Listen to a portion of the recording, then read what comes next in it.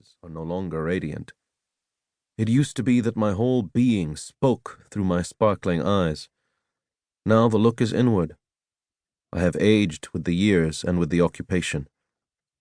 Today, June 5th, 2017, marks its 50th anniversary.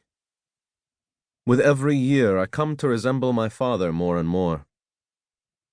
I first became aware of our striking likeness a few years back, during a particularly tense time. I remember entering the barber shop where I have had my hair cut since I was 5, and where my father had also been a customer. Looking in the mirror as I entered, I was struck by what I saw.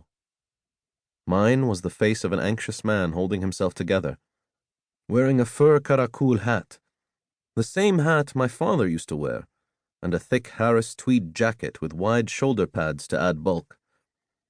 Yet inside this heavy garment I was small, and of course I thought of my father. When he was getting on, he would have a similar look, holding himself awkwardly, thinking of himself as a younger man and straining to achieve the look, but with the tension showing regardless. As my father advanced in years, he seemed to gain energy and act more youthful. My mother often wondered where he got this energy from, and suspected it was the large number of vitamin pills he was taking, if they were indeed vitamins. I thought then that this was a premonition of how I would look in later life, not occasionally but permanently, old and uncomfortable, yet straining to look happy. An assumed air of well-being that would deceive no one. These days, thoughts of my father are with me more often. For a long time as I was growing up, he was like a mystery that I wanted to explore. The ailments of his aging body and his mood swings were never discussed, perhaps because he was too proud or too anxious about growing old, so I did not know how he dealt with them. His sacrosanct law office was another mystery. I almost held my breath when I visited. His politics, his relationship with my mother, his death, all remain unresolved in my mind. But perhaps most mysterious of all was his life in Jaffa, which I wanted to emulate but couldn't, much as I tried when I lived in Beirut and London. Jaffa, the metropolis, remains the place of my imaginings where he lived his fantasy life by the sea, in a prosperous and vibrant city. It will always have that special resonance for me, but it's here in Ramallah where I find my parents, myself, and my life scattered around in the various houses in which I have lived and written my books. Every morning when I look in the mirror, a serious face stares back.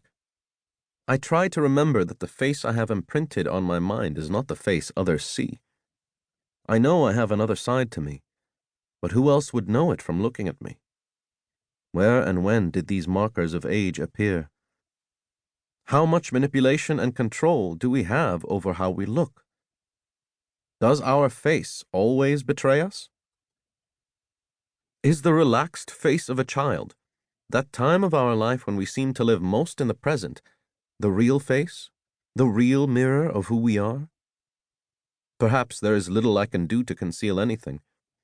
They say we get the face we deserve, but is that really true? It strikes me now that each memoir I've written is but another interpretation of my life. So maybe the way my face has matured is just another sort of memoir, one that is imprinted and that I am not in control of. Maybe this one is the most honest.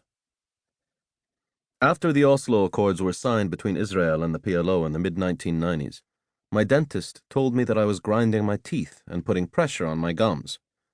And so I was. Perhaps this was distorting my face.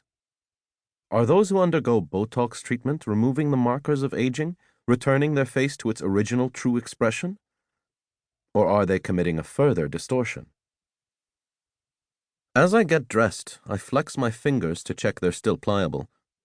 In 2004, rushing to a session at the International Court of Justice in The Hague on the legality of the wall that Israel was building, I stumbled on the stairs and broke my little finger. The doctor who treated me then said it was likely to become arthritic. I'm pleased to find that it is still not painful. Now I can hear the second bell from the nearby school, summoning students to their classrooms. It so happens that every house I've lived in has had a school next to it. I didn't plan it that way.